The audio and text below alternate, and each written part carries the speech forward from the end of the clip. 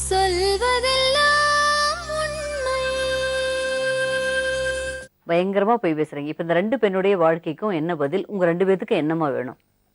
இவருக்கெல்லாம் எனக்கு விடுதலை வேணும். என்னை எப்போ இன்னொருத்தவங்க நீ ஓடி போனாரோ அப்பயே எனக்கு நான் செத்துட்டு நான் சாவ போறனாலுமே தெரிஞ்சு கூட அவர் எப்ப வேடிக்கை பார்த்தாரு அப்போ நான் சத்தியமா நான் வேடிக்கை பார்க்கல மேடம்.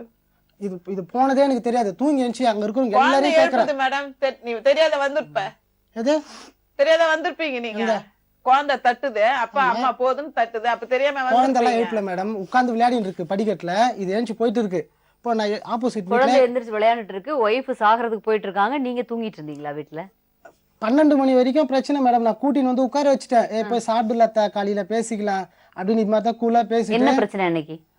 அதாவது எதுக்காக சண்டை எதுக்கு சண்டை? அவங்க தங்கச்சியை கேட்டு நீங்க சண்டை போட்டிருக்கீங்க. தங்கச்சி பேசலேன்னு அந்த பொண்ணை போட்டு அடிச்சிருக்கீங்க. எங்க போகுது என்ன தங்கச்சி தான் வேணும் நீ வேண்டான்னு அந்த பொண்ணு இப்ப கூட சொல்றாரு மேடம். நீ யார் கூடயாவது ஓடி போடு சொந்த மனைவி. இப்ப கூட சொல்றாரு மேடம். என்ன எங்க எத்தனை போய் நிறுத்தினாலும் நான் அதை தான் சொல்வேன். நீ தான் எனக்கு வேணும்னு சொல்லுவேன். இப்ப கூட நான் எப்படி எப்படி எல்லாம் பேசி இங்க கூட்டின்னு வந்தேன் மேடம் இவரை. அப்படி சொல்றதுக்கு உங்க பதில் என்ன? எனக்கு வேணாம் தம்பி, எனக்கு வேணாம், நீ எனக்கு வேணாம், நான் நிம்மதியா இருக்கணும், என் குழந்தைங்களுக்கு 3 குழந்தைங்கள அம்மாவா இருக்கணும், அதுங்களை அனாதையா விட்டுட்டு நான் உங்க கூட வரணும், எனக்கு அப்படிப்பட்ட வாழ்க்கை வேணாம் தான் மேடம் சொன்னேன் நானு. இப்ப வாழ்க்கை முக்கியம், உங்க அக்காவுடைய 4 குழந்தைங்க முக்கியம். அது என்ன மேடம் நான் சொன்னேன் அவளான்ட்டு. அன்னைக்கு தற்கொலை பண்ணிக்கு போனேன், இந்த மாதிரிலாம் நான் பண்ணேன். அப்ப கூட டார்ச்சர். இது வரைக்கும் 20 வீடு மாத்திட்டாங்கிறாங்க உங்க மாமியார். இப்ப கூட பண்ற டார்ச்சர்ல அசிங்கத்துல வீடே நிலைக்க மாட்டேங்குது. ஒவ்வொரு இடத்துலயும் வந்து அம்மா வந்து அசிங்கமா கத்திட்டு போயிட்டாங்க. அம்மா என்ன நீங்க என்ன உங்க ஃபேமிலியால அவங்க வந்து நிம்மதியா இழந்துட்டேன். இந்த பொண்ணு கல்யாணம் ஆனதுல இருந்து இந்த 10 வருஷத்துல 20-25 வீடு மாத்திட்டேங்கிறாங்க. செய்ய முடியல மேடம். சிங்கம் இல்லையா? என்ன துணிமணி எல்லாம் நான் என்ன பொழப்பியாது? என்ன பேச சொல்லி இருந்தா எப்படி? பொய்யெல்லாம் இல்லப்பா, பொய்யெல்லாம் இல்ல. இது பொய்யா? நிறைய போய் பேசுறாங்க மேடம். இப்ப உங்ககிட்ட அவங்க தெரியுங்களா? எவ்வளவு நிறைய இப்ப போய் பேசிருக்காங்க. கடவுள் பாத்துனுக்குற கடவுள் இருக்காருல, கடவுள் பாக்குறாரு. நீங்க 2 பேர் பேசுறீங்க, நான் ஒருத்தன் பேசிட்டு இருக்கேன். அதுதான் நீங்க ஒருத்தரே 10 பேர் ஊர் ஆளுங்களை கூட நீங்க கூட்டுவாங்க. சொல்லியிருந்தா எல்லாரையும் தான் கூட்டணும். எங்க மாமா மாமி எல்லாரையும் தான் கூட்டின்னு வந்திருப்பேன். அப்ப அவங்க வந்து பேசிருப்பாங்க. எல்லாம் ஒரு துணி அழுக்கு துணில இருந்து பீரோல இருந்து எல்லா துணியை திரும்பி கொளுத்துனாரு மேடம் இவரு. ஆனா அதுக்கப்புறம் நான் வாங்கி அழுகு துணி கூட உள்ள வருது. அழுக்கு துணி கழட்டி போட்டு துணி கூட கொளுத்திட்டாரு. அதுக்கப்புறமா இதே டி நகர் கூட்டின்னு வந்து ஒரு 8 சாரி வாங்கி கொடுத்தேன். சுடிதார் ஒரு 4 வாங்கி கொடுத்தேன். ஏன் கொளுத்துனீங்க அதை? எவனாவது அறிவு உள்ளவன், நல்ல திங்கிங் உள்ளவன் எவனாவது கொளுத்துவானா? என்ன கோவம் வரட்டும். ஒவ்வொரு வீட்டுல எவ்வளவு பெரிய சண்டைகள் நடக்குது. இதெல்லாம் கொஞ்சம் சைக்கிக் பிஹேவியரா தெரியுது. முதல்ல அனாதரவான நிலையில இருக்கிற மச்சினச்சிய உங்க வசம் இழுத்ததே தப்பு. அந்த பொண்ணே வர்றேன்னு சொன்னா கூட நீங்க வந்து இல்லம்மா, என்னுடைய மனைவி, எனக்கு 4 குழந்தை இருக்காங்க, என் குடும்பம் எனக்கு போதும், நீ உன் வாழ்க்கையை பாருன்னு அந்த பொண்ணுக்கு அட்வைஸ் பண்ணியிருக்கணும். பெண்களே உணர்ச்சி வசப்படக்கூடியவங்க. காதலிச்சாலும் சரி, இந்த மாதிரி ஏதாவது ஒரு முடிவு எடுத்தாலும் அவங்க வந்தாலும் ஆண்களுக்கு அதிகமான பங்கு இருக்கு. ஏன்னா அவங்களுக்கு ரெஸ்பான்சிபிலிட்டி. ஒரு பொண்ணு வந்தா அவ சம்பாதிக்கிற நம்மளும் வாங்கி செலவு பண்ற ஆம்பளையே கிடையாது. ஒரு பொண்ணு வந்தா அவளுடைய எல்லா லேபிலிட்டியும் எடுத்துக்கிறவன் தான் ஆம்பளை, அவளை பாதுகாக்கிறவன் தான் ஆம்பளை, அவனுக்கு சம்பாரிச்சு கொடுக்கறவன் தான் ஆம்பளை.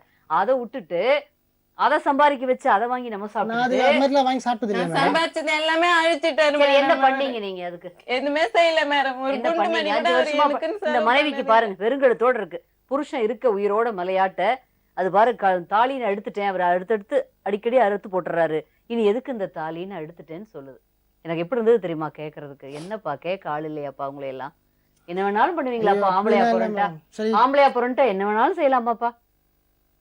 மனசாட்சின்னு ஒண்ணு இல்லையா தம்பி உங்களுக்கு எல்லாம்?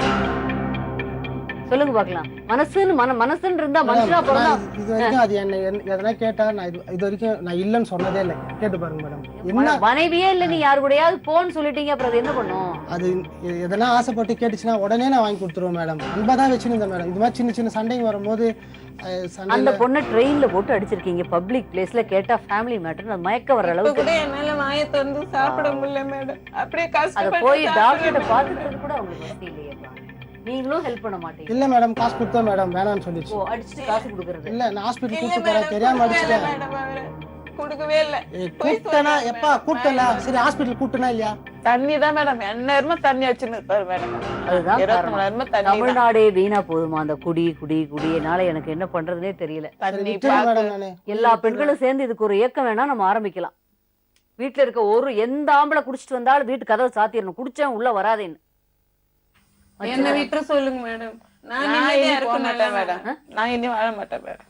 அவர் சொல்றத இதுதான் மேடம் ஒரு சொல்றாரு. சான்ஸ் கொடுக்கலாமேம்மா. நிறைய வாட்டி மேடம். வேலையெல்லாம் இரு வாங்கி இரு, இரு, நீ கொடுக்குறாரு. பேசாத, அவன் பேசட்டும். வேலையெல்லாம் வாங்கி 10 வருஷமா நானும் பட்டேன் மேடம். நானு இல்லம்மா, வேலை வாங்கி கொடுக்குறேங்கிறாரு. இனிமா இவ்வளவு நாளா அவர் திருந்துறேன்னு நான் இவரு கூட இருந்து நான் வேலைக்கு போறதால நான் எங்க அம்மா கூட இருந்து நான் வேலைக்கு போறேன் மேடம். 4 குழந்தைகள் வச்சுக்கிட்டு இல்ல மேடம். அதான் நீங்க சொன்னாரு மேடம், 2 குழந்தை எந்து 2 குழந்தை உந்துன்னு அப்படியே பிரிச்சு 2 குழந்தை உந்து இல்ல, நீ அவனா கூட்டு ஓடி போ. அப்ப கூட நான் அந்த குழந்தைகளை உங்ககிட்ட விட்டேனா? நான் தான் மேடம் தூக்கின்னு போனேன். ஆமா, உங்ககிட்ட நான் விட்டு இல்லையா? செத்துட்டேன்னா இருக்கேன்னு தேட கூட இல்லையே. ஏன் தேடல? அதனால கூட்டின்னு போனீங்க ஏன் 2 தேடல? குழந்தைய. 2 பெண் குழந்தைய குழந்தைய என்னன்னு கூட்டிட்டு பாத்துக்குவீங்க நீங்க? நீங்க கம்முன்னு இருப்பீங்களா? இன்னொரு பொண்ணை தேடிடுவீங்க உடனே. நான் அதுக்கு அப்படிலாம் சொல்லியா மேடம், வந்து கூட வந்து வாழ தான் சொல்றேன், ஒழுங்கா இருக்க சொல்றேன், வேலைக்கு போ, நானும் வேலைக்கு போறேன். நம்ம இப்படியேதான் மேடம் இப்ப பொண்ணுதான் ஒழுங்கா இல்லையா? இல்ல மனைவிதான் ஒழுங்கா இல்ல இல்லையா? மேடம், வீட்லயே சரி, அந்த பொண்ணுக்கு இனிமே வேண்டவே வேண்டாம் என் வாழ்க்கையிலன்னு சொல்லுது. என்ன சொல்றீங்க? நவராது. நான் ஏன் மேடம் பேசுறேன்? என்னைக்கு இருந்தாலும் நம்ம பொருள் இல்லாதது நமக்கு வந்து கைவிட்டு தான் போகும். நமக்கு உரிமைப்பட்டது பாத்தியப்பட்டு தான் நம்ம கூட நிற்கும். நமக்கு உரிமை இல்லாத பொருளை நம்ம வந்து எப்படித்தான் எடுத்து நின்னுதுன்னு வச்சுக்கிட்டாலும் அது ஒரு நாளைக்கு அது வழியை பார்த்து தான் போகும். அது மேல பாசமெல்லாம் கண்மூடித்தனமா வைக்கிறது முட்டாள்தனம். எது நமக்கு உரிமையானதோ அது கூட ஒழுங்கா, அதனாலதான் பெரும்பாலானவங்க இந்த மாதிரி வேலைகளுக்கு போறதில்லை. வெளியில கல்யாணத்துக்கு பிறகு பாத்தீங்கன்னா நிறைய பேர் அழகா இருப்பாங்க, நிறைய பேர் நல்லா இருப்பாங்க.